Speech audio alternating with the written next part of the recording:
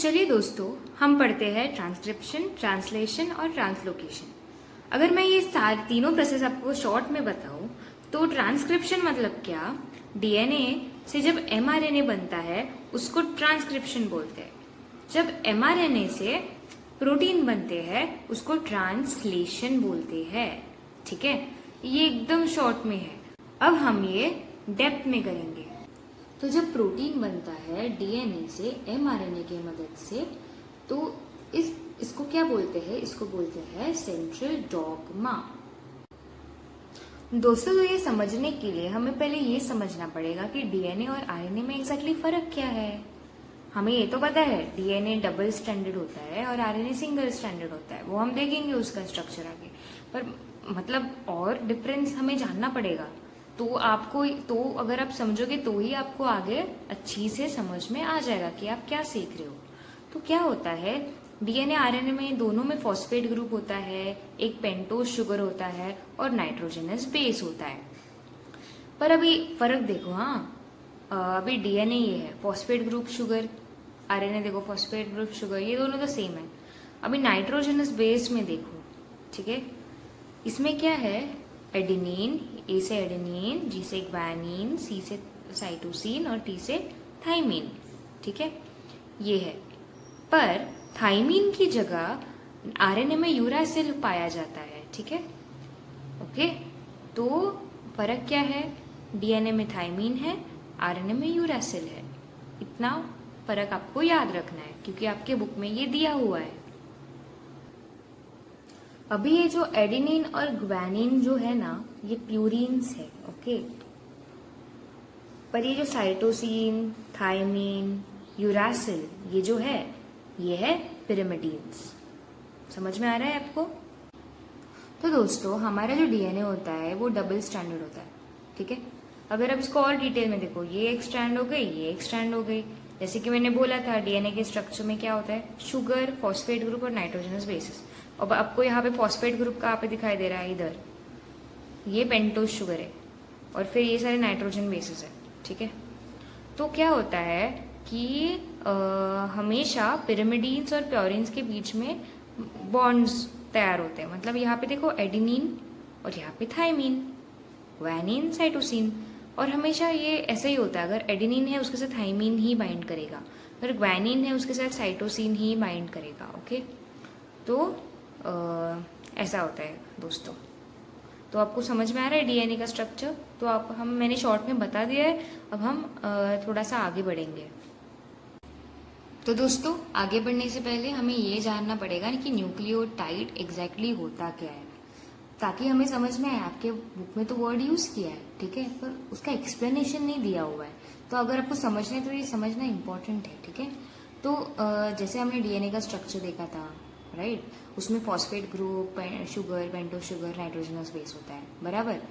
जब pentose sugar, nitrogenous base, phosphate group, ये तीनों होता है, उसको कहते हैं न्यूक्लियोटाइड। और जब पेंटोज शुगर और नाइट्रोजनस बेस या बेस को ही हमें रिप्रेजेंट करना है तो वो होगा न्यूक्लियोसाइड। ठीक है, तो ये इम्पोर्टेंट है। Pentose sugar, nitrogenous base, phosphate group मिला के बनता है न्यूक्लियोटाइड। तो दोस्तों, जैसे कि मैंने बोला था आपको कि जब डीएनए से आरएनए बनता है तो उसे कहते हैं ट्रांसक्रिप्शन। पर ये आरएनए कौन सा है? ये एमआरएनए है। एमआरएनए मतलब मैसेंजर आरएनए। तो आपको इसका स्ट्रक्चर थोड़ा सा समझना पड़ेगा क्योंकि थोड़ा सा आपको इजी हो जाएगा। तो अगर आप देखो एमआरएनए का स्ट्रक्चर ये है, एक तो स्ट्रेट होता है ये, और फिर आपको ये दिख रहा है AUG, ये न्यूक्लियोटाइड्स है। ठीक है, यहाँ के मैंने लिखे नहीं है, सिर्फ स्टार्टिंग और एंड के लिखे हैं। यहाँ पर भी ऐसे ही होते हैं, मैंने उनको लेबल नहीं किया है। तो तीन न्यूक्लियोटाइड्स मिला के एक ऐसा ट्रिपलेट बनता है, उसको कहते हैं कोडॉन्स। ठीक है, तो काफी सारे कोडॉन्स होते हैं एक एमआरएनए में। तो ये 3 का एक कोडॉन हो गया, ये 3 का एक कोडॉन हो गया। ठीक है, तो आपके बुक में ये दिया हुआ है, तो आपको ये समझना पड़ेगा। ठीक है, तो आपको समझ में आया कोडॉन क्या होता है? ये ट्रिपलेट ऑफ न्यूक्लियोटाइड होता है जो mRNA में होता है। समझ में आ रही है बात आपको? तो अब ये कोडॉन का यूज क्या है? ठीक है, जैसे कि हमें पता है कि हमें प्रोटीन बनाने हैं, डीएनए से प्रोटीन बनाने हैं। हमने डीएनए से एमआरएनए तो बना लिया, बराबर। पर एमआरएनए में ऐसा क्या है जो प्रोटीन बनाने में मदद करता है? इसके पास है कोडॉन्स। ये जो कोडॉन्स है ये क्या करते हैं? ये अमाइनो एसिड्स जो है उसके लिए कोड करते हैं। अमाइनो एसिड्स क्या होते हैं? अगर ये ना प्रोटीन है, प्रोटीन का ये है, ओके, प्रोटीन है अगर ये, तो बहुत सारे अमाइनो एसिड्स मिला के प्रोटीन बनता है, ठीक है, पेप्टाइड चेन बनता है। तो इसीलिए हमें ये अमाइनो एसिड जो एक एक करके जो बनता है ना, तो एक कोडॉन एक अमाइनो एसिड बनाएगा। मतलब ऐसे कोडॉन्स जो होते हैं ये अमाइनो एसिड्स बनाने में हेल्प करे ताकि हम इसे ज्वाइन कर पाए और ये एक प्रोटीन बना पाए। समझ में आ रहा है कि आपको कोडॉन क्यों पढ़ाया जा रहा है? दोस्तों, जो अब हम अगली प्रोसेस सीखेंगे वो है ट्रांसलेशन और ट्रांसलोकेशन।